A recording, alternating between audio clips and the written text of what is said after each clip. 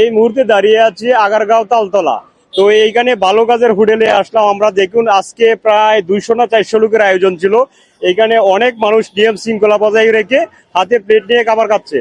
তো আপনারা এই সম্পূর্ণ ভিডিওগুলো দেখবেন এবং কি যারা এইসব কাজে মানবিক কাজে অংশগ্রহণ করছে তাদেরকে সাপোর্ট করবেন। আর এইখানে মূলত অনেকেই দেখতেছি সুন্দর ও স্পষ্টভাবে খাবার খাচ্ছে। তো মামা, আপনি কি পানি নিয়ে আসছেন? জি মামা। এটা খাবার পানি? জি।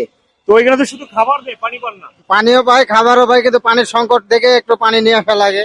তো এখানে তো অনেকেই বলছে যে ভাই আপনারা যেহেতু খাবার খাইবেন, যেহেতু আমাদের পানির শর্ট, একটা 20 টাকাতে বোতল নিয়ে আসবে। না, নিয়ে আসি আমরা, মাঝে মাঝে নিয়ে আসি, এখানে পাওয়া যায়, এখানে দেয় তো পানি। তো সবাই এটা মানে এটা গুরুত্বপূর্ণ, কারণ খাবার কে দিয়ে গলায় বাজে তাহলে এটা রিস্ক হয়ে যায়।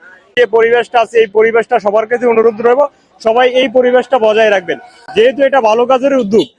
আধা ঘন্টার উপরে লাগছে। মানে একটা প্লেট পেতে আধা ঘন্টা সময় লাগে। এক লাইন খাওয়ার পর আরেক সিরিয়াল বেঞ্চ, দ্বিতীয় বেঞ্চের খাওয়া চলতেছে।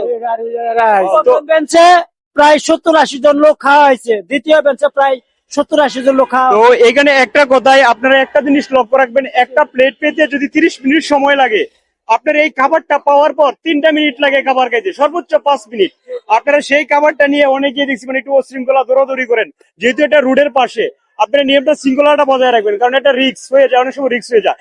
35 মিনিট 30 মিনিট অপেক্ষা করে প্লেট পেতে পারেন, 5টা মিনিট সুন্দর করে বসে খাবার খাবেন, যাতে পরিবেশটা ভালো থাকে এবং